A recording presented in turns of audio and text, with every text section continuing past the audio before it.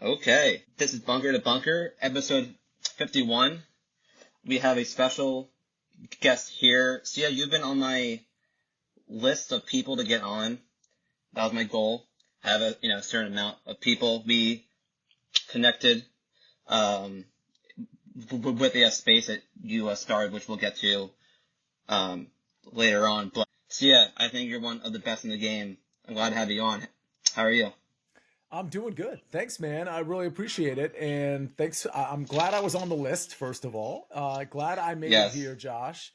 And, you're a member of this golf betting, DFS, whatever, content Yeah. community.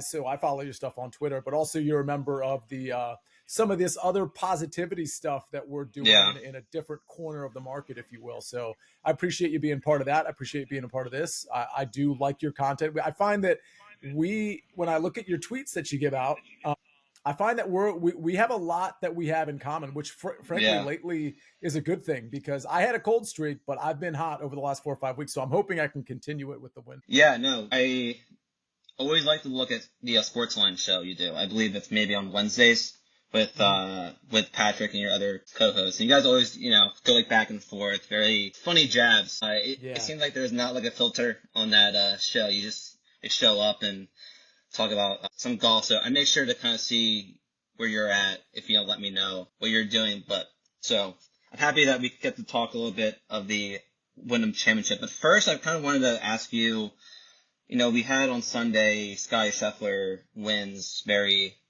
emotional. He shot a 62, tied the course record.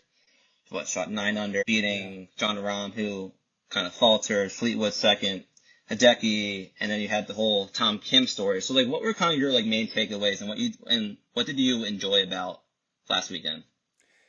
I think I want to start with how you just finished that question because the Tom Kim part of this, it's so it transcends anything that we can talk about from a betting perspective, or even a winning a gold medal and how that's great for Scottie Scheffler, whoever wins it in any given Olympic year. I just think it's so interesting to apply some perspective as to what a gold medal means to some people and what it might mean to other people. And so the Tom Kim thing, I got to be honest with the Olympics, there's a couple times per year where it's not that I check out, but you'll notice less content from me. Like last week, you noticed a lot Yeah. less content, but we didn't even have that early wedge show that you spoke of. We have it for the Wyndham, but long and short of it is I wasn't quite as dialed in, but I was still playing DFS. I was still making live bets. For example, I think the only live bet I made, and I didn't even tweet this out, it was just kind of a personal bet, was Colin Morikawa at a top 10 after round two when he was T19. And of course, that did not cash. But I remember, and this is me answering your question because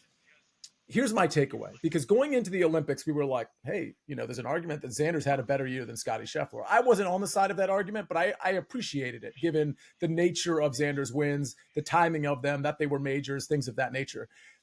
But what was so interesting is that Saturday night, I looked at the odds board and I was like, there's really not a live bet I want to make, so I'm not going to force it.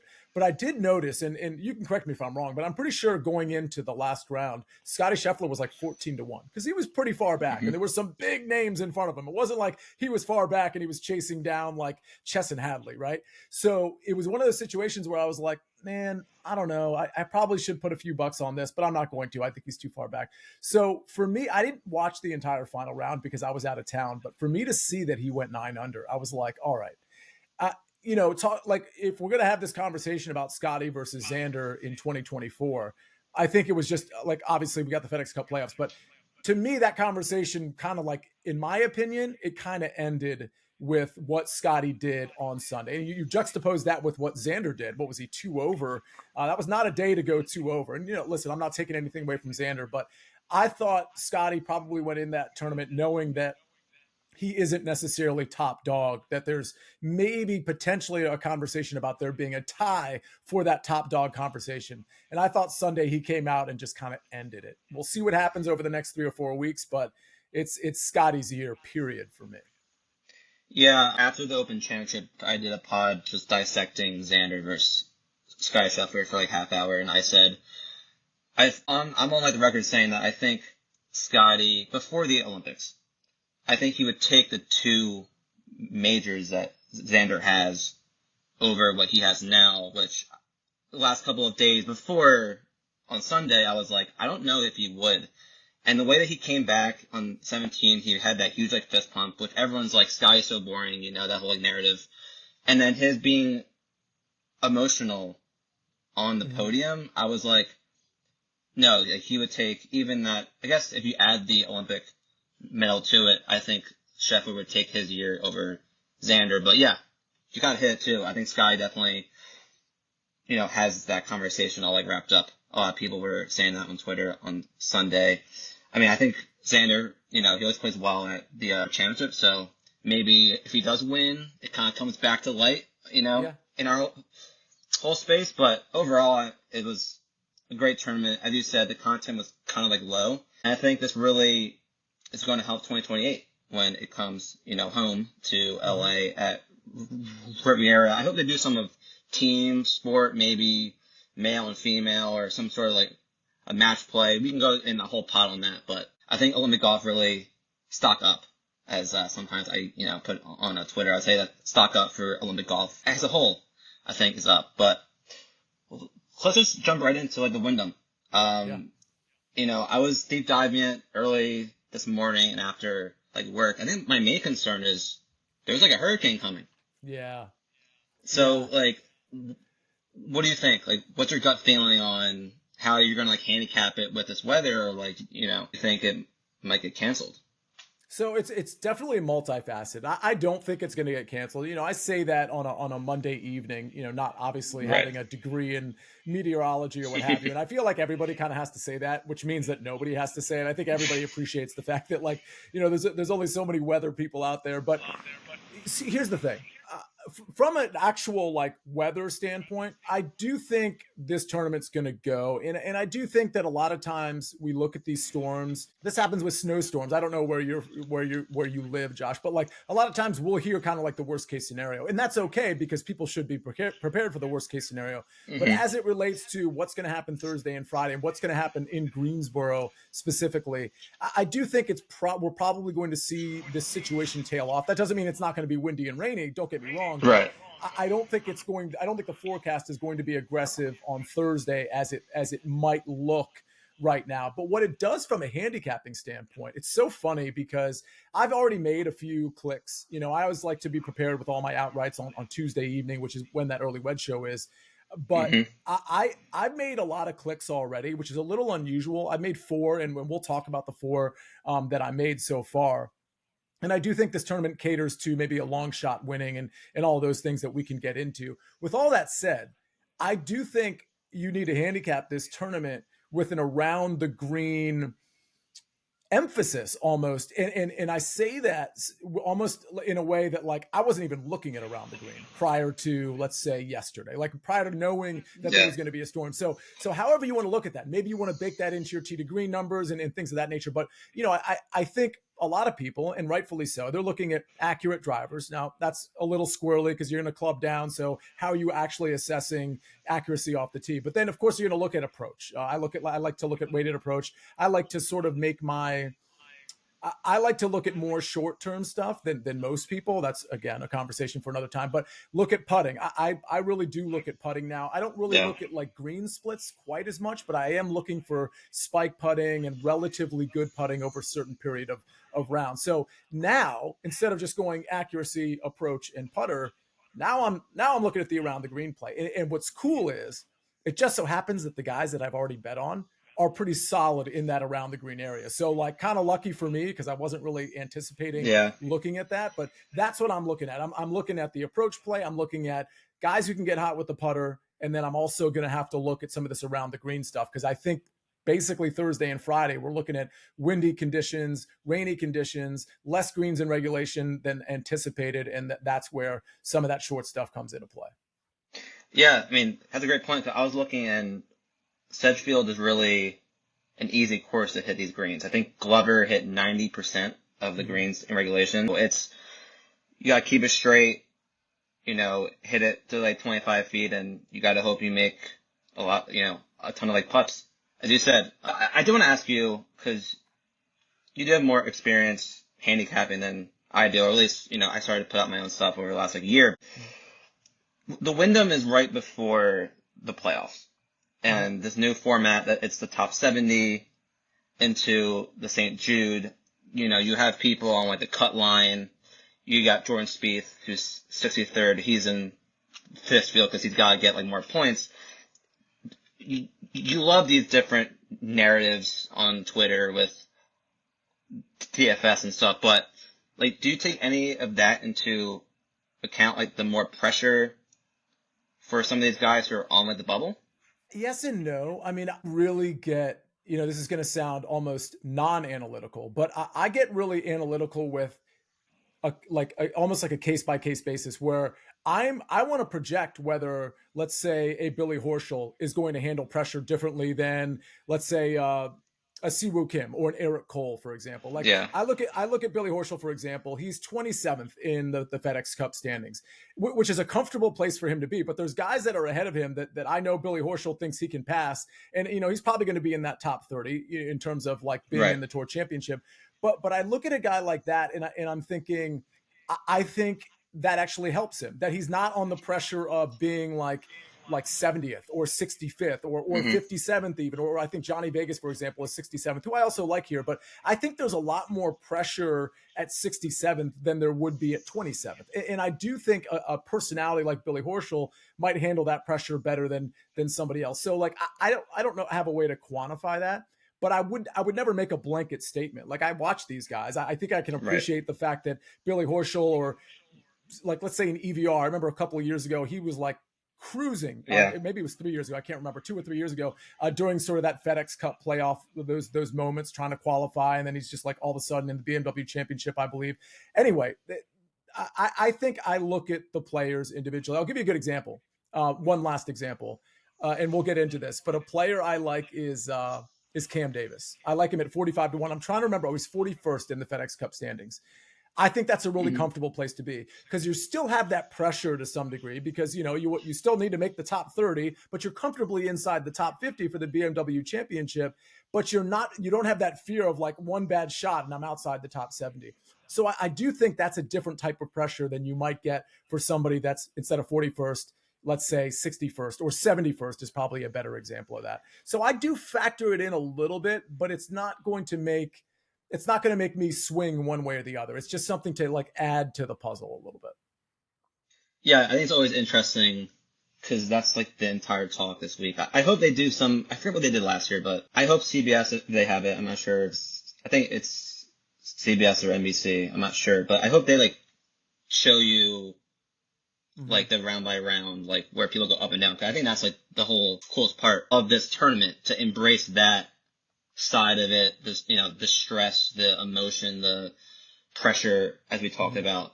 So yeah, that's something that I'm looking into, which I didn't even really look into, like a Cam Davis, who I looked at him as a player, but on like the FedEx Cup, seeing that he's like 41st, because there are different thresholds as you go down each like tournament and stuff. But I think I love like the Ryder Cup and like the President's Cup. I know that Keegan Bradley, he's in this field, so I think that's also another storyline and narrative that I think they might embrace, like the broadcasts and Twitter and stuff, because even like a Cam Davis, as you said, he won like the Rocket Mortgage, but you have like a Mike Weir who's from Canada. It's in Canada.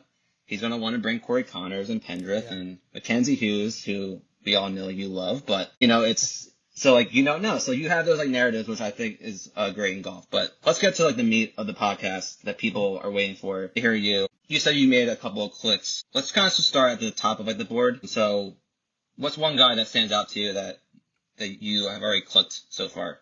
Yeah, Billy Horschel's the first one. And it's funny because I happen to be looking at DraftKings now. I could look at BetMGM or FanDuel, but I put out a play on I host the Early Edge every morning at 10 in the morning. And I don't usually do this. Usually I'll have a play for that day. Fortunately, the analysts that were on that show had like baseball plays and that we're sweating out right now.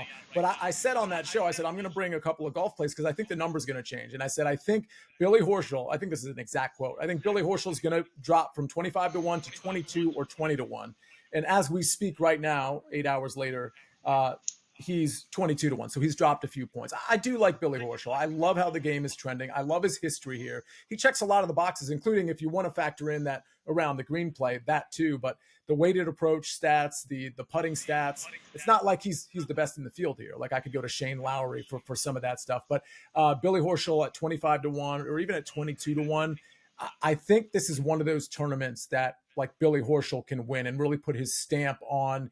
Listen, he gets 500 points for this tournament. And I don't know what that vaults him from 27th to like up, but like these points are going to matter for people, particularly in that like 30, well, anybody really. But Yeah. I think I really like how Billy Horschel's been playing. I mean, we've seen it with his recent form.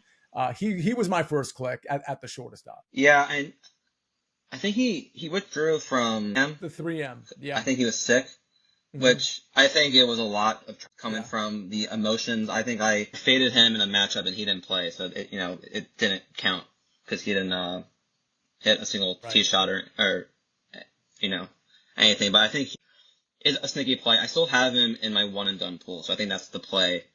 So I'm in like 400th, which I gotta see about based on like ownership to if he's too highly owned, I don't know if I can stomach it. But yeah, he's definitely someone that was on my radar. But for me at the top, I think it's like Brian Harman for me. He plays these like comp courses well, like Harbor Town, Sawgrass, TBC, like River Highlands. He's been very consistent. He's not far off the tee. He's very straight, good iron player. And I trust him to make more putts than a lot of people in this top range. I think there is a little bit of the President's Cup like narrative too.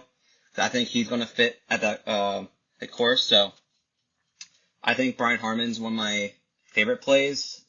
I don't know with like the weather. I don't want to deep dive too much in how a player plays in like bad like weather and stuff. But he was kind of my first name when I saw like the odds. I think he was like at 33. I think now he's at 28. Yeah. Which I didn't click on that yet. So, but Harman has been a guy I've been taking a lot in like the top 20 markets, and he's been doing decently well. Is there anyone else at the top of the range?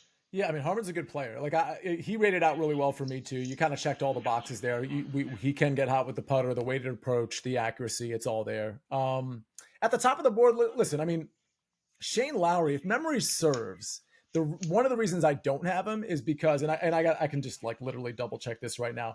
His history here, like, didn't really leave a lot to be desired. 51st, missed cut, or I don't know that I want to read too much into that. I will say that if you're looking at approach and putting, like Shane Lowry is going to grade out really well, especially if you know that form to recent form, but certainly long-term form is going to be good there too. And he's 10th in the FedEx Cup standings. And what I think is interesting about that is, again, you get that 500 points, you're vaulting a ton of guys. And so now you're going into the FedEx Cup playoffs with a chance to really, like, if you do okay through the first two rounds of those playoffs, you might all of a sudden have like the third spot, which is going to be 7 under going into the Tour Championship, 3 shots removed from Scotty Scheffler, which means you're actually 3 shots removed from $25 million, because that's what first place gets, and then $12.5 million and $7.5 million, and it goes down from there. So I think guys like Shane Lowry are really interesting because they can actually kind of put their stamp on this FedEx Cup playoffs with a win at, of all places, the Wyndham Championship. So he's probably the guy that sticks out the most. If we're talking like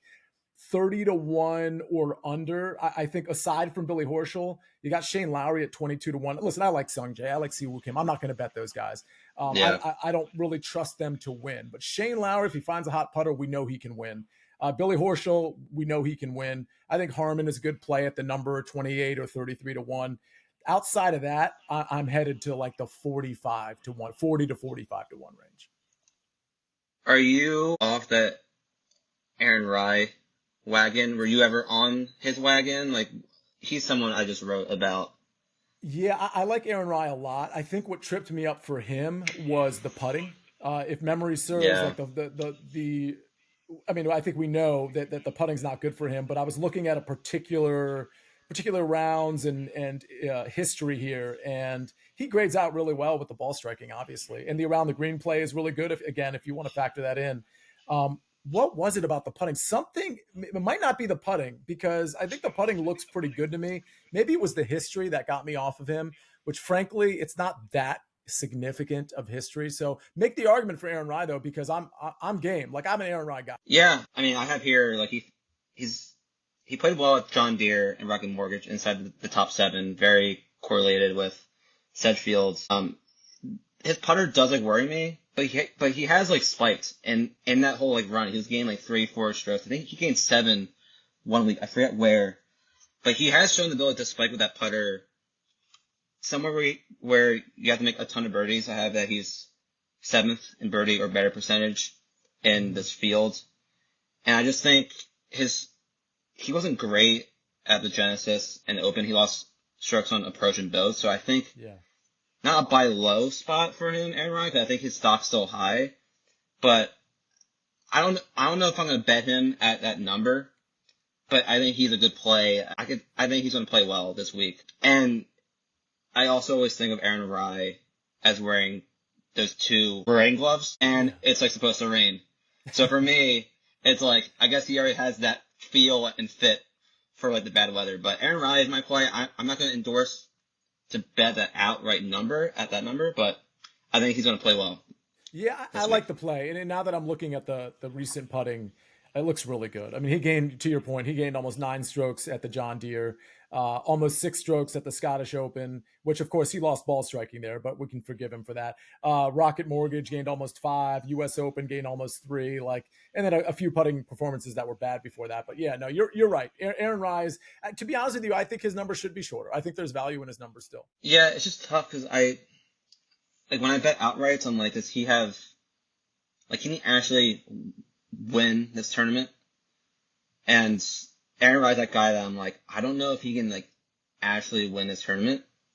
That's my hesitancy with that number. If it's not like a 40, 45, as you said, that you have another guy in that range.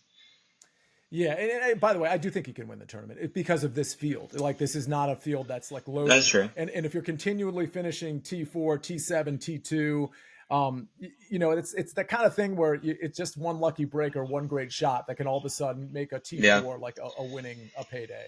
The guy that I like at 45-1 is Cam Davis, which is funny because Cam Davis lately is doing a lot of things right. The history here is great. The accuracy has been very good. The approach play has been very good. What hasn't been good is the putter. That would normally get me off Cam Davis. And I think that's part of the reason, because we're seeing the finishing positions reflecting perhaps a bad putter. But part of the reason I like him is because the putting here at this event has been very, very good for Cam Davis. So I don't want to just be like, oh, well, maybe he can get hot with the putter. I don't really play like that anymore. I need a guy to show me some skill, especially in a birdie fest with the putter. But what he's shown here specifically is really positive putting. So I think he's coming to greens and a place that he's very comfortable with. So I think the putter is going to rebound. And for the record, that 3M that we talked about that Johnny Vegas ended up winning, he was T19 at the 3M, but going into Sunday, he was in position to win. He just happened to have a bad putting day specifically on in round 4, but the other 3 days were great. And what was it? It was in another tournament. Oh, he won the Rocket Mortgage. So we know he can win. And the 3M, he played really well for 3 out of 4 rounds. He's been really good here. If you want to factor in the around the green play, that's good too. I'm telling you, I actually think if you said, hey, there's just one guy you could pick, and he's, by the way, he's 35-1 in some places. He's 45-1 in others. I think FanDuel has him at 45, DraftKings at 40, and BetMGM at 35. But if I had to just pick one guy, it would be Cam Davis. I think I'm sold. That was a really good conviction for Cam Davis. My only worry, and this is how my brain works, is Cam Davis going to win twice in 2024? Yeah, but didn't you hear the same thing with Xander and Majors? This is a very... I know. That's why I said my brain. No, but that's everybody's brain. And it's the same thing with can Johnny Vegas do well? He just won the 3M Open. Honestly, I think the answer is yes. Unfortunately, we have confirmation bias on the wrong things, because if Johnny Vegas has a bad tournament, we're going to blame it on the fact that he just won, when it could have been just that he had a bad tournament. And that's just the normal nature of golf. You're going to have some good tournaments and some bad tournaments, but that doesn't mean you can't have 2 really good tournaments in a row, or that a guy like Cam Davis can't win 2 in a row. I will say this. I think the question you posed about Cam Davis winning twice in 1 year is a valid question if we were in a signature event, or if we were in a real field with Sungjae Im not being at the top. But as soon as you apply the context of, okay, we got Billy Horschel, Siwoo Kim, and Sungjae Im at the top here. Okay, yeah, actually he can win 2 tournaments, because this is a different tournament than what we saw even at the Olympics, but also at the British Open and the the signature events and so on and so forth. Yeah, I mean, I like the Cam Davis number at 40 compared to Aaron Rai at like 35. I think they're kind of same tier of like golfer. Mm-hmm. Um, so I think I might click that. I'll let you know after. I usually try to do it by Tuesday night or Wednesday morning, kind of who my clicks are. So I'll definitely let you know. And you'll see it on Wednesday morning when I always post it. Sleepers. For me, when I love to do golf research, it's about who's that diamond in like the rough. Like who's that guy that people aren't talking about. I have a lot of fun to see like that top guy, but we've had some sleepers. I mean, I hit 4 outrights this year. They've all been like 60 to 1, 70 to 1 and they're not in these Sky Shuffler. Shuffler has won everything. Xander has won everything. I hit like Vegas. I guess Thompson was like 25 to 1. Jake Knapp in Mexico, and then Steven Yeager, who actually beat Sky Shuffler. Very funny enough because Shuffler missed like a 5-footer, but sleepers is where I love to dive in. I have 2 sleepers. I think you mentioned one of them before, which I'm happy that we might align with. So how about you start with a sleeper potentially? Yeah, I have 2, one at 50 to 1 and one at 100 to 1. But the 50 to Oh, 1 is the guy. So it sounds like you hit Vegas at the 3M Open. I know that because I remember you tweeting about it afterward. I didn't have Vegas pre-flop, but I did have him after round 1 at 60 to 1. So I yes. was super psyched about that. And Yeah. honestly, like, I don't know that this is like the best course fit for Johnny Vegas necessarily, but the ball striking is there. The approach play is there. The putter we know can be off and on, but like clearly has been there. And we also know that he was shaking off an injury and for a long time actually, and now he's sort of back, and some of the game is like the ball striking is there now, and I think the short game is starting to come back too. I don't know that we've seen the height of Johnny Vegas. I'm not saying Johnny Vegas is like a top 10 player in the world or even top 20, but again, in this field, the guy that just won the 3M Open, that didn't win it in some unorthodox way where he just did everything with the putter and nothing with the ball striker. Like he was pretty good across the board. Yeah. And now you're throwing him into basically the same field, which is practically an alt field, which is, by the way, Josh, where I do a lot of my winning too. I think Vegas at 50 to 1, I understand the number. I'm not saying we're getting some unbelievably good number because there's guys in front of them that deserve to be. But I think Vegas continues to be on the way up. And now we're catching a 50 to 1 number on a guy that maybe has the talent right now that should be 30. Yeah. I mean, I love that number. I mean, we also have seen guys just spike during these, we had Clubber get hot last year.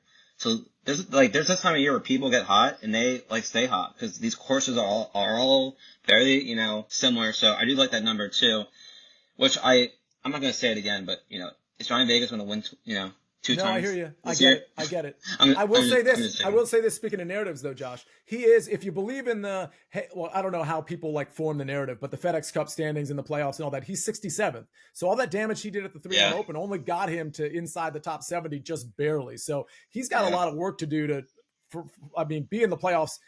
He's probably going to be in the playoffs. He's got some work to do there, I suppose, but he's got a lot of work to do to get to the BMW championship.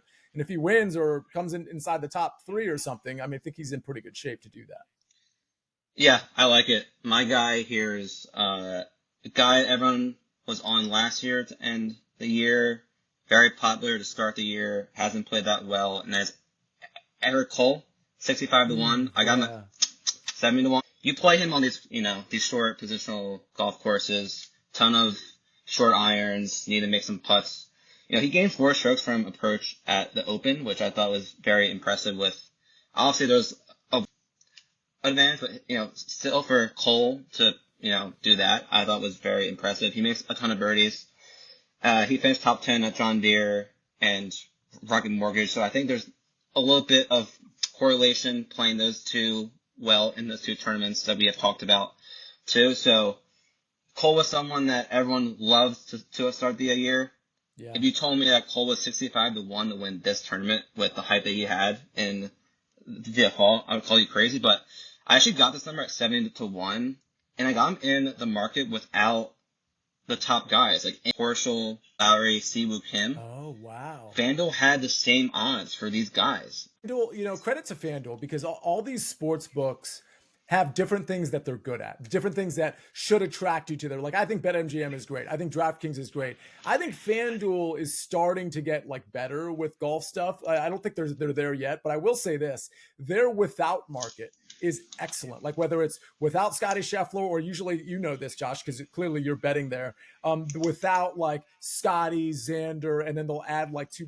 And then you'll notice, to your point, that the odds aren't that much different, outright odds, than what the other sports books are offering with those guys in it. So I'm surprised that at the very least, some other sports books aren't at least, forget out the numbers, at least doing the without market. They used to do it. They're not doing it much anymore, but FanDuel always does it. And that's big time credit to them. Yeah, because I was so confused by that number. I don't know if it's being lazy as a sports book, or they're, they know what they're doing. Obviously they do.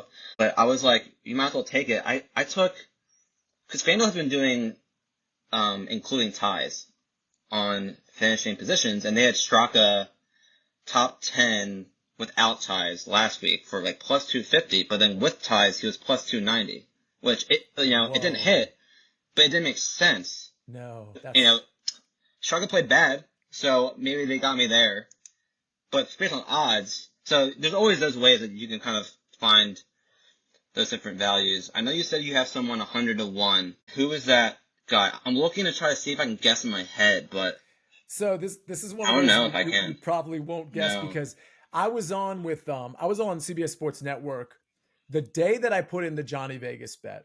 That was at 60 to 1. So it was that morning, and I tweeted it out for everybody. And I was on the First Cut, actually. I just kind of like filled in because a bunch of people were out of town. I was on the First Cut network show with Patrick, and we were talking about my Vegas bet because he was doing really well in the second round. And 60 to 1 became 20 to 1 real fast. And in the middle of that, I was like, there's a guy that came up in my research pre-tournament that I just couldn't click on. I was like, he's just one of those names I never bet on. I couldn't click on. And that very guy was the guy that almost took it from Johnny Vegas. Believe it or not, man, at 100 to 1, it's Matt Kuchar. He first of all, I do think he's a good course fit. I mean, he's probably gonna lay it in the fairway, most likely. The approach play, he gained over 10 strokes approach at the 3M. I'm not saying that's going to happen again or anything close to it, but he does seem like a pretty good course fit here. And at 100 to 1, a guy that, like, if Matt Kuchar is ever going to do well in a tournament, it's going to be like a 3M, or it's going to be here. It's going to be this type of field. And I'm not trying to replicate the approach play, but if I can get anywhere near that approach play, and if the putter can be good, because the putter wasn't great at the 3M, but if the putter can be decent and he gets the approach play down, I know he knows how to play this course. I think 100 to 1 is a pretty fun. It's not still 100 to 1. I see 75 right now. Wow, really? On FanDuel. I saw you tweet about Kuchar, and I was trying to find Kuchar. I'm like, I don't see him 100 to 1. So he's 75 to 1 on FanDuel. And I'm looking on DraftKings, and I actually can't find. Did he drop all the way? My gosh, 70 to 1 on DraftKings. I'm telling you, like, I literally put this in at 100 to 1. I know. It was either here or BetMGM, but I'm pretty sure you tweeted it. So yeah, interesting. Wow, that's crazy. So he's getting some attention. That's news to me. So it's August 5th right now, 2024. And Matt Kuchar is 75 to 1. Will Zalatoris is 90 to 1. That is unbelievable. Truly unbelievable. And I bought some stock in Zalatoris. I mean, I had him at Genesis at like 80 to 1, and he almost did that. And then Hideki, hit the 2 shots of his life there. I'll give you another sleeper. He actually is also 75 to 1, right next to Matt Kuchar, and that's Ben Griffin. Yeah, I like Ben Griffin a lot. He played well in 2022. He almost won. He finished 4th. He's 12th in this field in birdie or better. He ranks 9th in the field strokes gained from approach over the last 36 rounds. I think I filtered it. So he can spike with his putter. I also enjoy his behind the scene TikToks that he does. He really provides a ton of value that way for me to kind of see like the behind the scenes. A little biased with that pick, a little bit of like a fan favorite pick there, but I think Griffin, he has spiked a lot, and that's like a boomer bust pick. He either is gonna, contend, or he's gonna to miss this. I was really disappointed because I had him at the 3M Open. He was literally my first click at the 3M Open at 50 to 1, and I had him in a DFS lineup that would have been 6 to 6 if he had made the cut. But he's an approach monster. Like, he's not, like, what I mean by monster is, like, he's never going to be like the gain 8 on approach guy necessarily, but he consistently, even in the bad tournaments, he's gaining on approach. I mean, I'm looking at it now. It looks like 8 out of the last 9, I'm ballparking it, maybe 9 out of the last 10 gaining on approach in a pretty significant way. The putter, he can spike, but lately the putter hasn't been there. But again, Yeah. because he can spike, he gained 7 at the John Deere. Oh, actually almost 8. He gained over 5 at the RBC Canadian. So I do like Ben Griffin. I'm a little disenchanted with what happened, 2 weeks ago at the 3M, but Yeah. I might have to click him too. Like I have 4 outrights that I've said on this show. I'll probably find 2 more in that like 70 to like 150 to 1 range. Just because like I don't want to have too many guys that are like south of 50 to 1, but I like Griffin. That's a good one. Yeah, I have one more question for you about golf, and then we'll get into what we've been doing on the side with the new community that you have. But people would not like me not asking you first round leader. That's what people care about. That's you. You've been hitting a ton of them. You got pretty hot. So for our golf community, who's your first round leader right now? It's okay if you don't have it yet, but who's like a guy that's in like your brain? So because tee times aren't out, you're right. I don't have it yet, but a guy like a couple of guys that I would be looking at. Cam Davis, 100% is one of those guys. I'm hoping he has. Yes. Listen, I don't even know what the right tee times are going to be. I assume they're going to be morning, but with the wind and this what is it, Debbie, tropical storm Debbie, like Yeah. I'm not exactly sure like what tee times. Like I think it's still going to be a morning time for me. But Cam Davis, whatever that number is, which I'm going to guess is like in the 50 to 1 range. I like him quite a bit. Billy Horschel is interesting. If I had to think of a couple of guys that were maybe down the board a little bit. I'm looking at just like my notes, like guys that are like on my list. I think EVR is interesting as a first round leader. I think Grillo is interesting as a first round leader. Maybe I'll give you one more here. Robert McIntyre, Victor Perez, those guys. Again, I'm not looking at their odds. They're going to be in that probably that 80 to, I would assume that 70 to 80 to 1 range for first round leader. Those are guys that are like in my consciousness, but Cam Davis and maybe Johnny Vegas, if they have morning tee times, they're going to be on the list. Yeah, I mean, we'll confirm those later in the week on the early edge, and you'll put those out on Twitter. With the kind of the remaining time we have, I did want to talk about the Discord and the community, because I did think of you in that group, which I should have sent something today. I was way too busy with my 9 to 5 job today. But tell the people about your that we're doing and the Twitter spaces that now are every other Wednesday. Yeah, so we have a Discord that Josh, you are a part of. It's called Motivate Better Together. It's MBT is what it's called in the Discord. It's a pretty small community still, which is not a bad thing, but we get to talk in that community about really anything. And we try to be super positive. We try to pump each other up. We try to help people achieve their goals. And I know it sounds like kind of corny, but there's really not a space for that. In this sort of Twitter world, there's a lot of negativity, but B, even in the positive spaces where you're just handicapping golf and like cheering on winners and stuff like that, there's not really a space to talk about the fact that you had a bad day or the fact that you got fired from your job or what you can do to get your resume in order to get a job, which is something we talked about a couple of days ago. We don't always have the answers. I don't always have the answers, but the cool thing is what the community has built is a group of people that can assist with some of those answers. I can be one of those people. Josh, you can be one of those people. Yeah. If you're having a bad day, we can be one of those people to kind of get you on the right foot. So that Discord, it's a free Discord to anybody who wants to join. And it's just a lot of positivity, a lot of goal setting, a lot of just trying to, whether it's a small goal or a big goal, a lot of trying to achieve this, that, or the other. And it spawned from the Twitter spaces that we do now every other Wednesday, where we just all kind of gather on Twitter spaces and just talk about what we've been up to, and anybody can join. They can ask questions, and I try to answer questions. I try to have guests on, and that all stems from Nejad Sports, which is a YouTube channel and website where I talk to people like a Pat Mayo, for example, or some of these people that are big in the industry. I talk to them about how they got to where they are. And I think that's very helpful for people. Like the Pat Mayo episode in particular, I think it's very helpful to know what he did, how he did it. He wasn't just first in, and that's why he's where he's at. He did a lot of things to get to where he's at. And so Nejad Sports helps people understand how they can form their own pathway through other people's stories.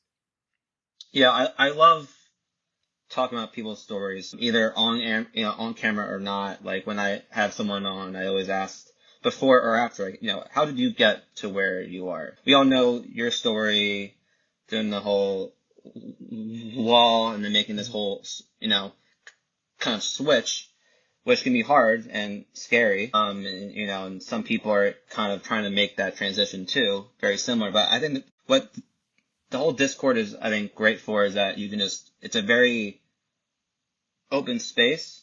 And it also, you kind of keep tabs on other people and be like, oh, like, how's your, like, weight loss journey?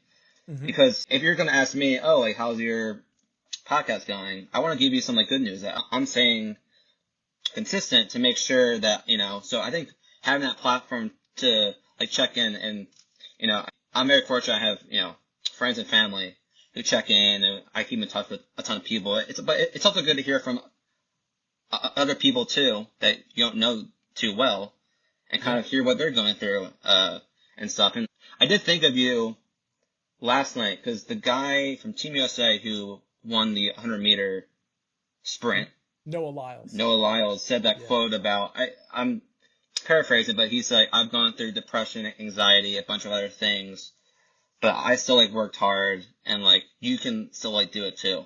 And I think that quote, to some extent, kind of stems from what you have, like, built, and it's a great space that you have built, and I do hope more people join. I think there's a ton of value, and I think that the time that you put into it is awesome. So I wanted to tell you that on camera. Yeah, I really appreciate that. And honestly, it's one of those spaces, whether you join the Twitter space or whether you join the Discord or whether you watch, one of the Nejad Sports interviews, like, the whole point is to have a space for that type of dialogue, to, like, help people or to hold people accountable, not in a mean way, but in a check-in way. Like, hey, how's the podcast going? Like, that question's coming, so you want to be able to, like, answer that question in the right way. And if you're not doing anything and you really want to, then just the mere asking of that question and inquiring about it gets you to be like, oh shoot, like, I have a responsibility to myself to, like, keep this thing going. I'm passionate about it. I can't just pretend to be passionate about it. I got to really do it. So, like, just having that community to ask those questions. And there are some, Josh, there's some people that aren't doing well, medically having some issues, and they're super inspiring too, because they're talking about their journey and their struggle, and it's not great stuff, but here they are imparting, like, really positive, unbelievably, like, just gracious, like, taking the time to say some unbelievable things, and that inspires me too. So it's a two-way street for sure. Yeah, that's definitely very inspirational. So I can't emphasize enough, if you want to join that the Discord, I'll provide, like, the link into the YouTube comments and the Spotify, and also on Twitter too when I post this link. But so yeah, I promised you like 45 minutes. Where can people find all your stuff? So I think the easiest way is just follow me on Twitter, because I do a lot of stuff for the Early Edge. I've got that show at 10 in the morning, but I do a lot of stuff for HQ and Sportsline and some for Monumental Sports Network and Sirius XM. But, like, I'm that guy that kind of, like, tweets out all the stuff he's doing. So you might find that annoying. So you can turn the notifications off if you want. But if you do that, you're going to miss the first round leader tweets and all that stuff, which I've been hitting at quite an unbelievable rate. But no, I don't tweet that much, as it turns out. But if you follow me at Nejad, you're going to find all my content. Yeah, you're everywhere, and you're doing a lot more cool stuff that I can't wait for you to keep putting out there. But see ya. It was great. Hopefully next time we speak, Cam Davis is a winner. Matt Kuchar, get a first round later. But see ya. I appreciate your time, and we'll definitely have you back on soon. I can't wait to come back. Thanks, Josh. Appreciate it. See ya.